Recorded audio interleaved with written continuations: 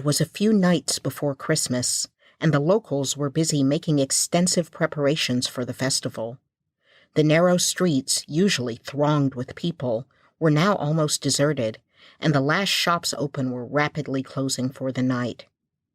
In the comfortable coffee room of the Old Boar's Head, half a dozen guests, mostly travelers for work, sat talking by the light of the fire. The talk had drifted from trade to politics, from politics to religion, and naturally from religion to the supernatural. The first 3 stories fell flat, though they'd never failed before. It may have been the noise from outside or the well-lit interior of the room. A man snuffed the lanterns before telling the 4th story, and the streets had gone quiet, and the room was enthralled. So enthralled that the entire group gasped when the waiter, George, spoke from the dark corner of the room, having been temporarily forgotten by the others. "That's what I call a good story," he said in the low, flickering light of the fire. "But there's a ghost in this very house, you know." The others, even the locals, hadn't heard of it. "It dates back a long time now," the gentleman continued. "But surely one of you has heard the name of Jerry Bundler."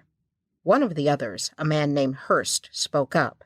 "Well, I've just heard odds and ends, but I never put much count to 'em. But the staff would be sacked prompt if they even mentioned it." "It's true," continued George. "My father worked here before me and knew the story well. He was a truthful man and steady churchgoer, and he swore until he died that he had seen the ghost of Jerry Bundler in this house. He was a vagabond pickpocket and thief who checked in for Christmas some 80 years ago.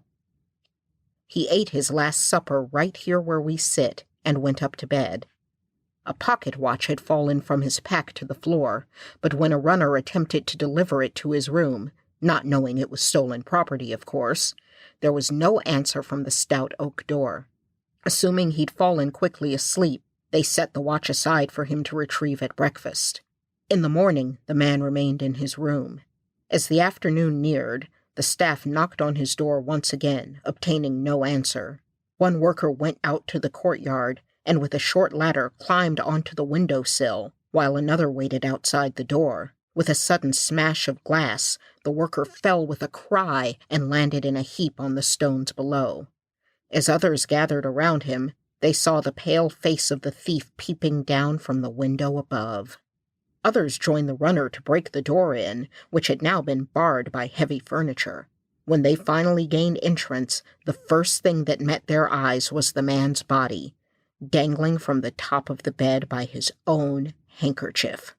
"Which bedroom was it?" a man named Malcolm asked. The waiter shook his head. "That I can't tell you, but the story goes that Bundler still haunts this house, and my father declared positively that the last time he slept here, the spirit lowered himself from the top of his bed and tried to strangle him." The group grumbled, eager to guess in which room the terrible events took place. "There's nothing to fear," the waiter continued. "I don't believe for a moment that ghosts could really hurt someone. My father confessed that it was the unpleasantness of it all that upset him the most. Jerry's fingers might have been made of cotton wool for all the harm they could do."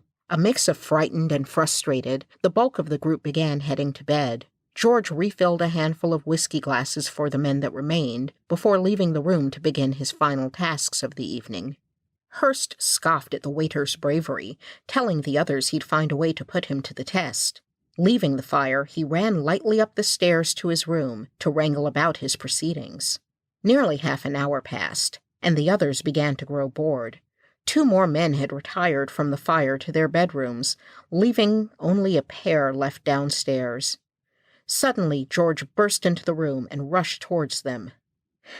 "He's here," he shouted breathlessly, but the men only laughed. "In the kitchen. I didn't look for seeing him.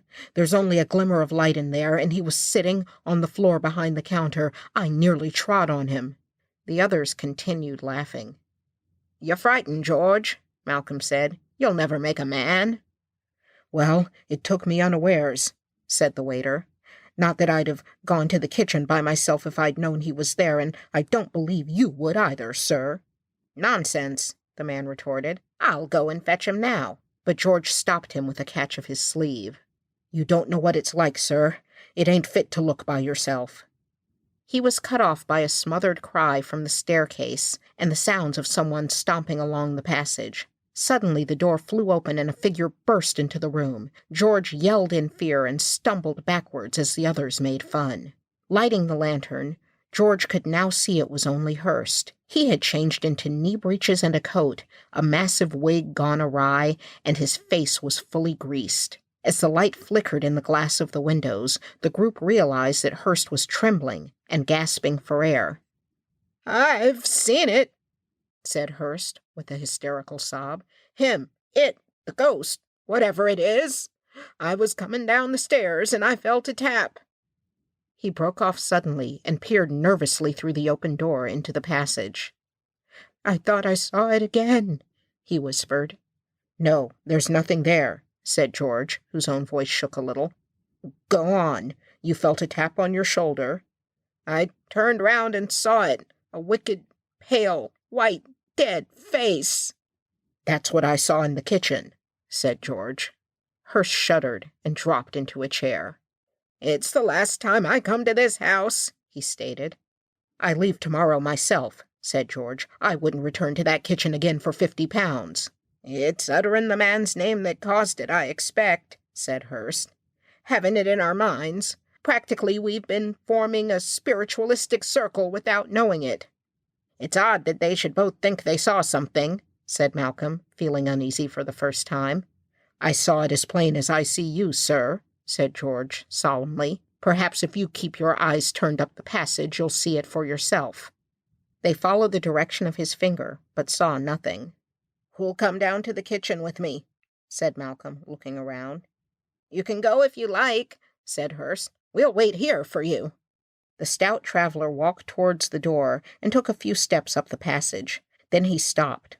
All was quite silent, and he walked slowly to the end and looked down fearfully towards the glass partition which shut off the kitchen. As he neared, he couldn't bring himself to go to it, and looking over his shoulder, rushed back to the room.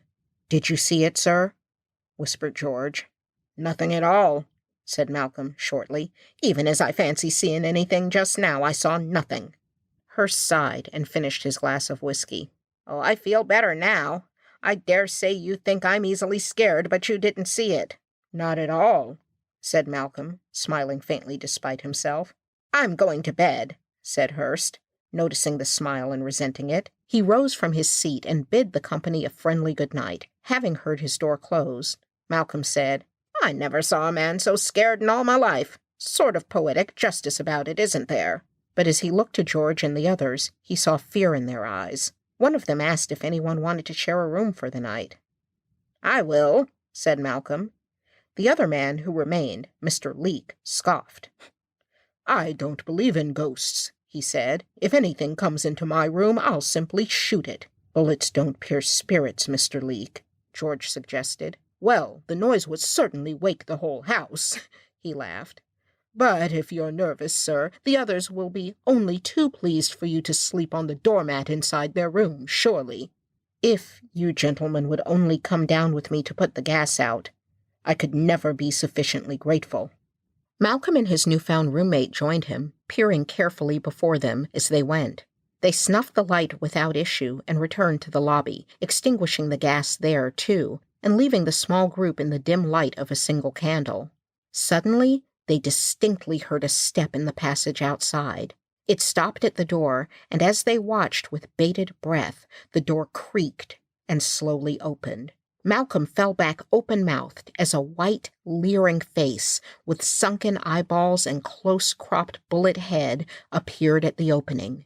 For a few seconds, the creature stood regarding them, blinking in a strange fashion at the candle. Then, with a sliding movement, it came a little way into the room and stood there as if bewildered. Not a man spoke or moved, but all watched with a horrible fascination as the creature removed its dirty neckcloth, its broken neck allowing his head to flop onto its shoulder. For a minute it paused, and then moved toward George, with the cloth outstretched. There was a sudden flash and loud crashing noise, and the candle went out. In the pitch black, The men heard the sounds of a chair moving and something writhing on the floor. George struck a match and leapt to light the burner again. Malcolm felt ahead of him, touching the thing on the floor and finding it soft. With the candle lit again, he kneeled down and examined the thing, then rose swiftly, dipping his handkerchief into the water jug and returning to wipe away the white face. Leek's pistol fell to the floor as Malcolm sprang back with a cry of incredulous horror, leaning against the wall, deathly sick, and falling into the waiter's arms. Nobody spoke.